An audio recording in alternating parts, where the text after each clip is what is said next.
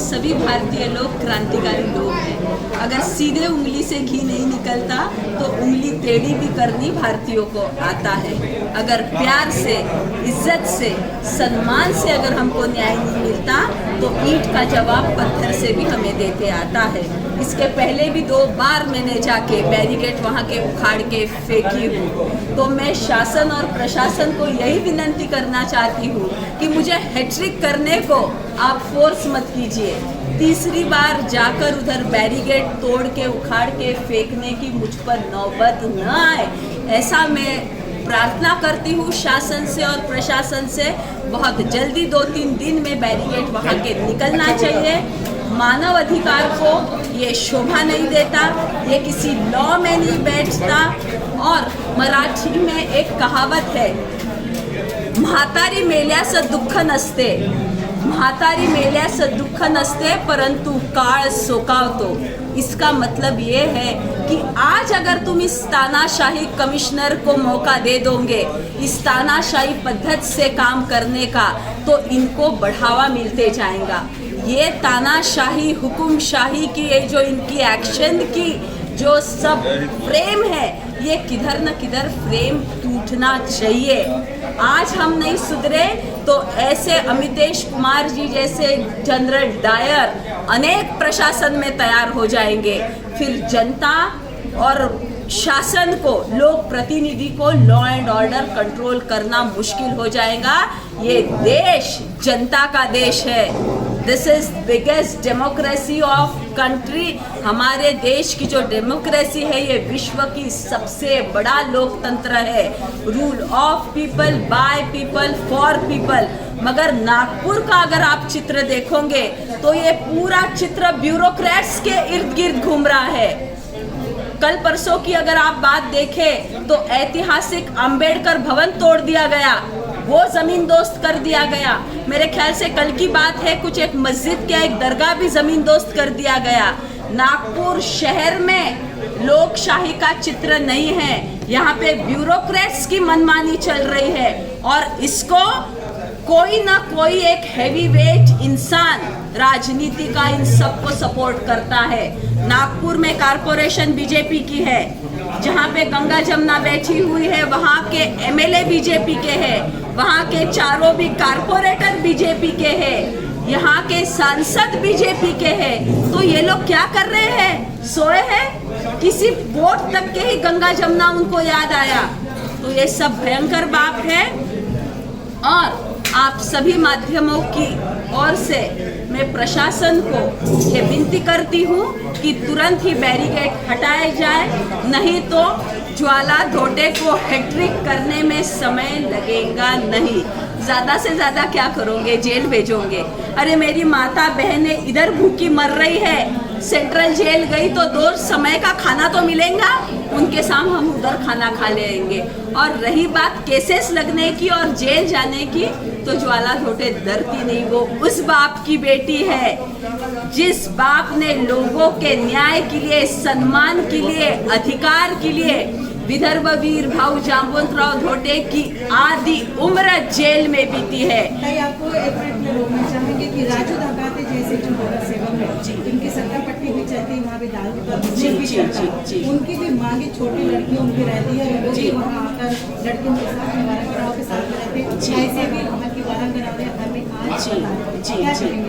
ये बहुत सच्चाई है। सच्चाई कड़वी रहती है, सच्चाई हमेशा कड़वी रहती है, मगर हम सच्चाई झुटला नहीं सकते। जो राजू धकाते इतनी जोर जोर से वहाँ पे ऐलान कर रहे हैं गंगा जमुना हटाओ, गंगा जमुना हटाओ, जब ये वारांगनाएं माता बहनें आर्थिक विवंचना में आती है, जब उनको पैसों की कमतरता रहती है, यही राजू धकाते 10% से उनको पैसा उपलब्ध करके देता है। 10% से यही राजू धकाते उनको पैसे उपलब्ध करके देता है। तो इस राजू धकाते पे जनरल डायर अमितेश कुमार ने अभी तक सावकारी का गुनाह दाखिल क्यों नहीं किया? अवैध सावकारी का गुनाह ये राजू धकाते पे दाखिल क्यों नहीं हुआ अभी तक? इसका जवाब मुझे जनरल डायर अमितेश कुमार जी ने देना। और अभी मेरी वारांगना माता बहनों ने आप लोगों के समक्ष ही बताया कि ये जो लोग वहाँ पे आवाज उठा रहे हैं इनके खिलाफ कि इनको यहाँ से भगाओ, इनको यहाँ से हटाओ, यही कुछ समय पहले यही लोग कुछ समय पहले गंगा जमुना में अपने शौक पूरे करने को आया करते थे। इन लोगों के ही कार्यकर्ता वहाँ पे अवैध शराब बेचते हैं। इन लोगों के ही कार्यकर्ता, ये लोग ही उधर गंगा जमुना के महिलाओं का शोषण करते हैं। तो इन पर गुना दाखिल नहीं होता? अरे ये तो ऐसी बात हो गई, 100 चूहे खाकर बिल्ली हज को चली। अरे आप खुद चोर हो, आप खुद बदमाश हो, आप खुद डकैत हो, आप खुद व्यभिचारी हो और गंगा जमुना हटाने की बात करते हो। उल्टा चोर कोतवाल को डांटे।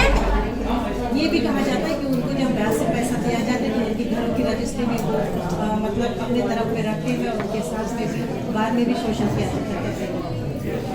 ये जो बात है, पत्रकार जो रहते हैं, मैं आपको बताती हूँ, पत्रकार ये समाज का आईना है। समाज में क्या चलता है, समाज में क्या काला पीला होता है, ये पत्रकार की नज़र से कभी चूक नहीं पाता। आप सभी को इसका एहसास है, आप सभी को सच्चाई पता है, मगर आज सिर्फ एक एल्गार की कमी है। मगर आज इस गंगा जमुना के जरिए एक हम एल्गार पूरे शहर में देंगे कि अन्याय अत्याचार हम अभी इसके बाद में सहन करेंगे नहीं। शासन प्रशासन अगर हमारे आड़ आता है तो कानून भी हाथ में लेने को हम तैयार है। जेल भरने के लिए तुम्हारे जेल कम हो जाएंगे, कितने लोगों को जेल में डालोगे, मगर न्याय के लिए, हक के लिए, अधिकार के लिए, अपने वर्चस्व के लिए, अपने सम्मान के लिए वारांगना माताएं बहनें आखिरी सांस तक लड़ेंगी। और रही बात पुनर्वसन की, आप मुझे बताओ क्या पुनर्वसन कराने वाले हो आप इनका? आप क्या करने वाले हो? इनको पापड़ बेलने को लगाओगे, चिप्स बनाने को लगाओगे? अरे ये समाज तो ऐसा है कि ये चिप्स और ये पापड़ वेश्या ने बनाया है, हम हमारे घर में लेंगे, खरीदेंगे? हमको अगर पता चला कि अरे ये पापड़ तो वेश्या बना कर लेकर आई है, वेश्या के घर से बन के आए हैं, कोई वो पापड़ खरीदेंगे?